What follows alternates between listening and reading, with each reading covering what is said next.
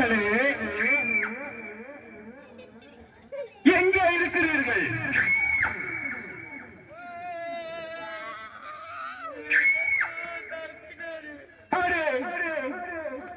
இயேசு துரத்தினாரா?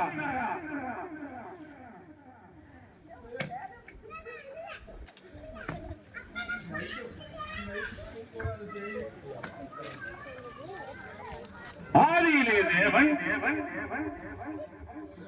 தூதர்களை உண்டாக்கி அதில் நானும் ஒருவனாய் அவரை ஆராதிக்க வைத்தார். எனக்குள்ளே ஒரு எண்ணம் தோன்றினது, நாம் அவரை ஆராதிக்கிறோமே, ஏன் நம்மளை அநேகர் ஆராதிக்க கூடாது என்ற எண்ணம் எனக்குள்ளே தோன்றினதினால் தேவன் அவரை என்னை விலத்தள்ளினார். என்னோடு கூட நீங்களும் வந்தீர்கள். நான் விழும்பொழுது இந்த பூமியை கெடுத்து போட்டு,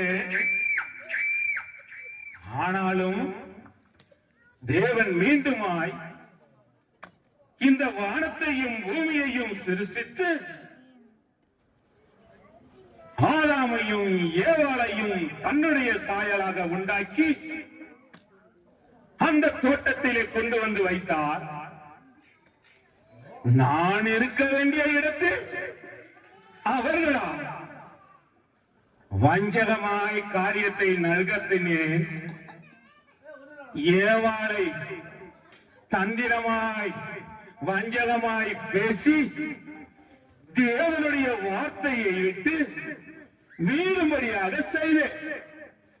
அவளும் என் வார்த்தைக்கு இணங்கி நான் விரித்த வஞ்சகமான வலையிலே விழுந்தாள். இதன் நிமித்தமாக தேவன் அவர்களை தோட்டத்திலிருந்தே துரத்தினார், என்னையும் சபித்து அனுப்பினார். அவரால் உண்டாக்கப்பட்ட மனிதர்கள் அவரை ஆராதிக்க வேண்டும், அவருக்காய் கீழ்ப்படிய வேண்டும் என்று அவர் அநேகரை எழுப்பினார். நான் அவர்களை எப்படியாவது வஞ்சகமாய் பாவத்திலே விழ வைத்து அவர்களை தேவனை விட்டு தூரப்படுத்தினேன். ஆனாலும் ஏதேன் தோட்டத்திலே தேவன் சொன்ன அந்த வார்த்தையின் நினைவுக்கு வருகிறது. உன் வித்துக்கும் அவள் வித்துக்கும் பகையை உண்டாக்குவேன் என்று சொன்னவர்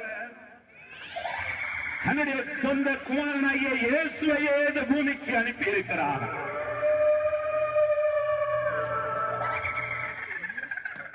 சகாக்களே, நான் சொல்லுவதை கவனமாய் கேளுங்கள். ஜனங்களுக்குள்ளே புறப்பட்டு போங்கள், விபச்சாரத்தை செய்யும்படியாக தூண்டுங்கள், பாவத்திலே விளைவையுங்கள், பண ஆசையை தூண்டுங்கள், ஒருவருக்கொருவர் சண்டைகளை உண்டாக்குங்கள், சமாதானத்தை கெடுத்து போடுங்கள், கலவரத்தை உண்டு பண்ணுங்கள். அந்த கலவரத்தை ஜாதி கலவரத்தை உண்டு பண்ணி ஒருவர் சமாதானமாக இல்லாதபடி கெடுத்து போடுங்கள். அது மாத்திரமல்ல, பிரதான ஆசாரியர்களுடைய இருதயத்துக்குள்ளே இயேசுவை எப்படியாவது வஞ்சகமாய் கொலை செய்ய வேண்டும் என்ற ஒரு எண்ணத்தை கொண்டு வந்து ஜனங்களுக்குள்ளே அவரை எப்படியாவது மறிக்கும்படியாக செய்து விடுங்கள். பிறகு நாம் ஜெயித்து விடலாம், நாம் ஜெயித்து விடலாம். புரிகிறதா? புரிகிறதா? புரிகிறதா?